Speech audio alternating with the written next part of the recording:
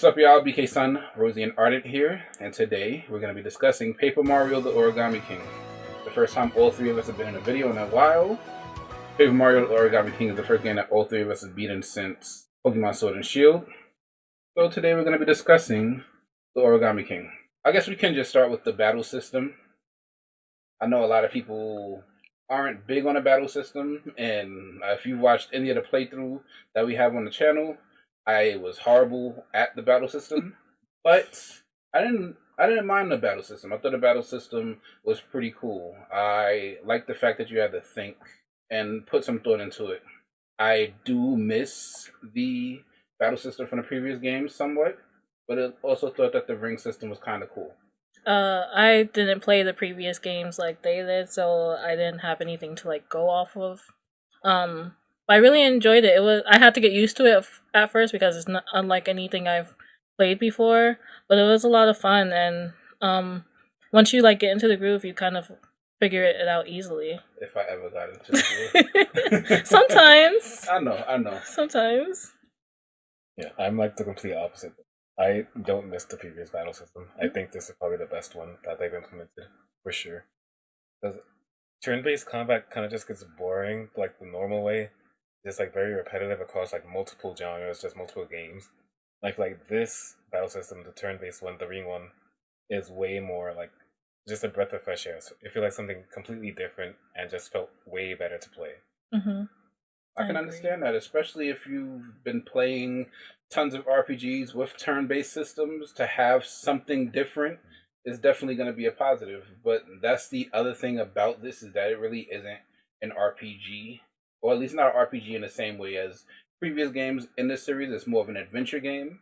And I think that also made me like it more because I love exploration in games, and there was a lot of exploration and just figuring out things through the environment in the game. So it was really cool. I didn't really miss the RPG systems. What I did miss was like maybe some of the moves. I missed like double jumps and stuff like that. And I did miss the badge system.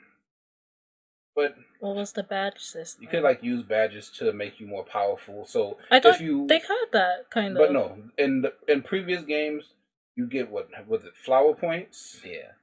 And you could like make your character more powerful in certain ways. So you could make them either offensively more powerful, or you could be more defensive. And in this, you don't really do that. Okay. Yeah. It was basically substituted for accessories, but the accessories were very limited compared to like the badges, where it's like there was multiple things that you could use. And the more you upgraded your VP, which was the badge points, the more you could equip. Where it just like felt like there was way more adjustments you can make to your character, but in this one, it's basically just like you do the guard, you do the time, you do the health, and that. Okay. And I remember in a early video, I think you said that you missed stylish moves. Char? Yeah, because that felt like you were being rewarded for actually knowing like the timing of the jumps and then the hammer. Right. And in this, there could have been like way more that you can do as well, because with the developmental power, you could do some styles with that, anything like that. I know a lot of people didn't like the fact that you're using regular Mario characters in this game, but it made me fall in love with a lot of Mario characters that you wouldn't really like in that way. Like Hammock was awesome in that game. Bobby was awesome, and just all of the companions were really cool. And it made you like Bowser Jr. and Bowser. And Bowser, yes. And I understand that people miss the more colorful characters in the previous games, especially like Thousand Year Door. Thousand Year Door is still my favorite one, even though I never completed it. But I just have so many fond memories of playing that game, and a lot of the fond memories are because of all of the outlandish characters. But this game showed that you can still have outlandish characters without having to edit them and make them different. And I understand again that that visually you might want these characters to look different, but I also understand Nintendo having to protect their brand.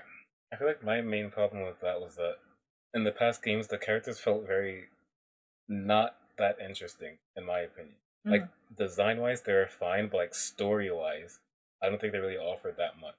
And I also had a problem with like how a lot of the characters, when you like swap them out to be in the overworld with you, they would have specific dialogue. But when you go past a certain part of the story, you miss out on the dialogue of the other characters. So I just feel like with the way that they did it now, where the characters were more specific to the area that you are in currently, and the dialogue being specific to them, then it doesn't like you don't feel like you're missing out on what the characters are gonna say. And also, people are comparing like Bobby to Admiral Bobbery in Thousand Year Door, and I said in our playthrough that I think Bobby is a better character, but I feel like one of the things that they could have done to make Bobbery better was literally have him die on the island. I legit think that if they did that, he would have been like the most interesting character because that was his theme. He wanted to die to be with his wife, but he couldn't. I forgot all about that. I think if they like do things like that, and it's not just like the ending of the game where some character dies just because they wanted to. Like, if you want it to fit the theme with the character, you can go for it. Like, it doesn't feel like a Nintendo thing to do, but still, just adds a little bit more depth to the characters. You think about like the areas. I thought there were a lot of really cool areas in the game. I loved Shogun Studios. I loved Ali's castle was really cool. What was the area with the Shy Guys? What was that area called? Oh man, what is that called? Well, it was a Toad City Snippet. Yeah, something like that. That was really cool. I just liked a lot of the areas. I loved the Bowser airship part. That was probably my favorite part of the game. Just having to, it's just the change up that you are doing just regular battles up to that point, and then now you have to shoot down all of these paper airplanes. That was really cool and really fun. I think my favorite area is probably the castle. Because, like, I like the build up towards it, like, where it's literally being built in front of you, and I thought the animation was, like, really good. Yeah. And, like, the inside of the castle, it wasn't too, like, much of a slog to go through. It just, like, felt interesting. And again, like, everything leading up to it with, like, the airship and things like that felt very creative from what they were doing. Speaking of the visuals, it's a really gorgeous game. It's one of the best looking games on the Switch. And on top of how good it looks, it has really amazing music. The music in that game, like again, if you watch the playthrough, it's like every area that I went to, I was talking about how wonderful the music was here and wonderful the music was there. The music was really well produced. I had a ton of fun with it. I didn't expect to enjoy it as much as I did. Yeah, I didn't expect to enjoy it as much as I did, but I don't know. It pulled me in immediately with because it was funny, and I really enjoy funny games. And I remember the first. I guess that was the first level with the tree, and then it starts singing, and yeah, I was like, didn't even like that part. What? You didn't like it? I didn't like it. That's weird. That's why I like it. It was weird. It was so weird. And I loved it. It was weird and funny, and I enjoyed the characters a lot. And Olivia was I love Olivia so much. Well, yeah, we have to talk about Olivia because in most games, the companion, you hate them because they get on your nerves. And Olivia did get on my nerves because Olivia did not let me explore to the extent that I wanted to explore. Every time I tried to, no. I understand that I always went and did things that I wasn't supposed to do, and I did things out of sequence on several occasions. But I like to do my own thing, and every time, and there were instances in which I'd be trying to go and do something, and Olivia would be like, "Nope, you can't go there." I guess. I don't know. It's just me. I love exploration in games, so when you're stopping me from exploring, sometimes that does make me dislike it. But I loved Olivia. Olivia was a great character. She was just so funny, endearing, and quirky. I just loved a lot of the characters. I loved all the companions that you had. I loved how angry some of the toads looked when you saved them. Just everything. It was a joyous to play.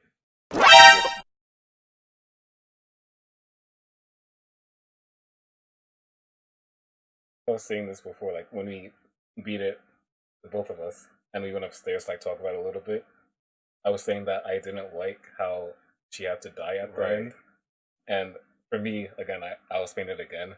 I don't like how Ollie's reason for the entire thing was because he got scribbled on by the person who created him, and instead of like figuring out for himself what it said, he does all this, and then Right. as a consequence, Olivia dies just because she loves her brother so much, Mhm. and that she's willing to do anything. I like that theme, like being with him, but I hate how it felt like his reasoning was so like just like out there, and it Right. made no sense that Right. the biggest consequence is what happens. Right. I tried to think of like why he went through such like a big thing, why he did all these things just because of the scribble, and I'm thinking of it like him being like folded perfectly and then having this One blemish. one blemish that he can't get off, that he doesn't know what it says. Mhm. And it just makes him angry because like it's like he could have been like really perfect except for that thing. Yeah, I understand.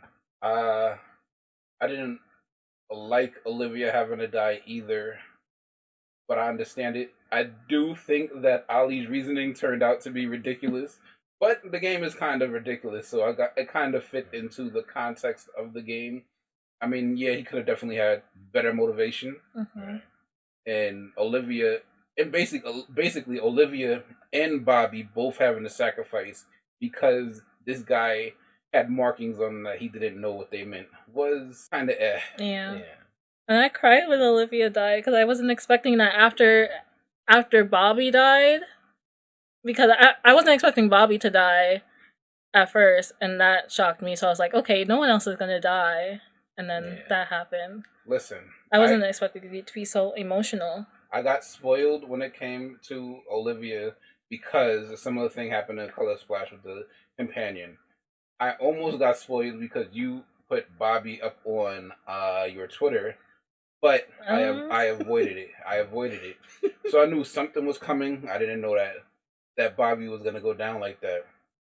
But I like that Bobby went down like that to save Olivia and to make sure that Mario was able to continue on. And I also like that that's basically what Babams set out to do. So he did that was his life's work. So that's kind of poetic. Yeah, it's like character development for like that character, like as a genre. Like the Bob-Ombs have character development, not just Bobby, just like all of them. Yeah, I really like that. Yeah, it's kind of be hard going back to Mario games now. You had all of these villains in Mario games as your partners, and they did so much character building for all of these. Like you have Kamek, who basically is always right, but Bowser does not listen to Kamek.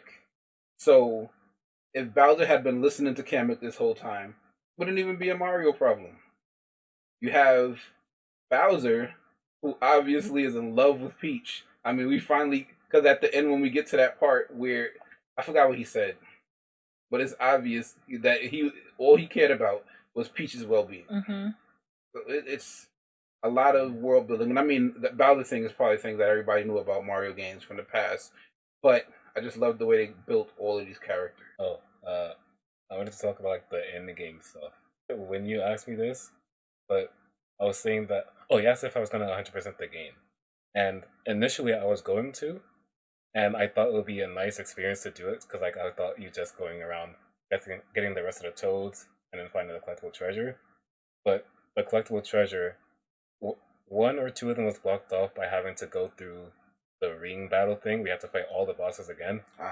And that was something I did not want to do because I felt like it was just an unbelievable slog that didn't feel worth it in the end.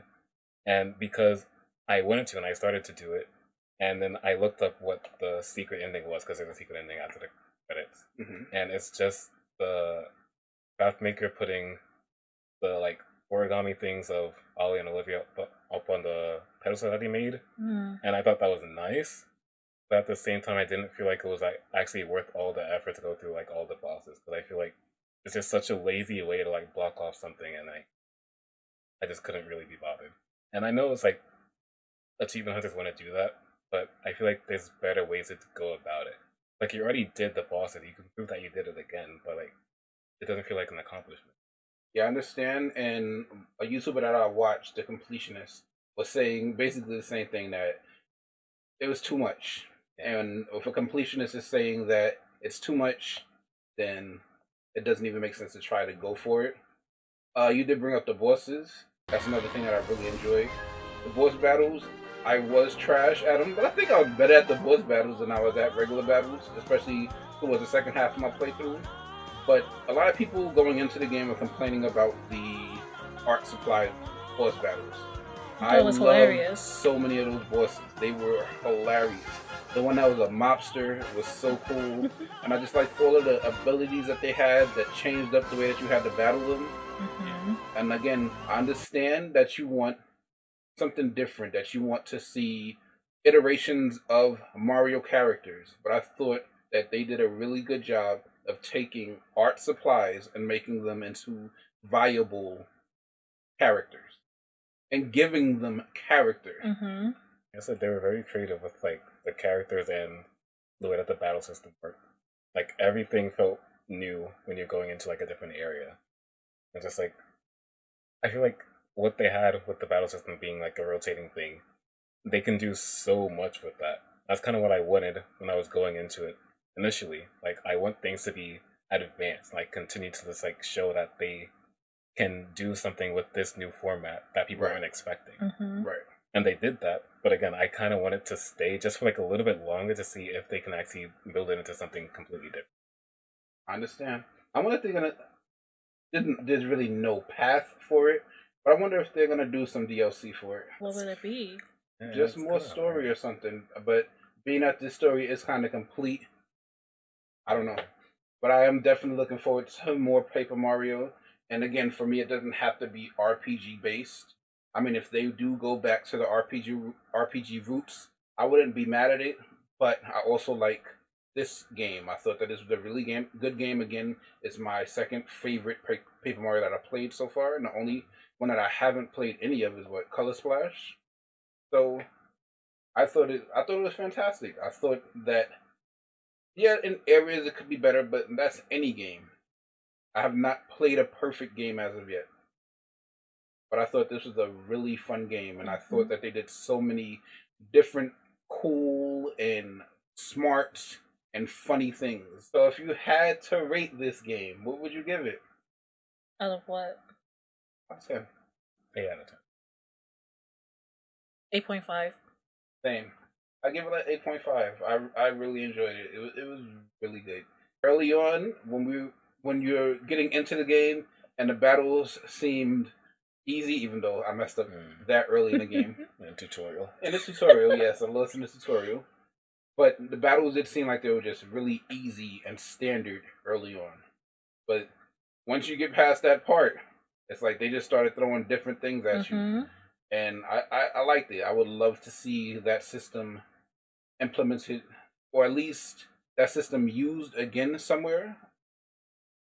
It was good. As you can see, we all did enjoy this game a lot. I think that if you're a Paper Mario fan, you should definitely check it out. Even if you don't like the fact that it's lacking the RPG elements, even if you don't like the fact that they don't have the characters that you want in it, I think that if you try it out, that you may enjoy it. It was a really good experience. With that, we thank you so much for watching. If you want to see more content like this, be sure to subscribe, hit that notification bell, smash that like button, leave a comment, and follow us on our socials. This has been We Play Too Much, and we're out. Peace. Peace.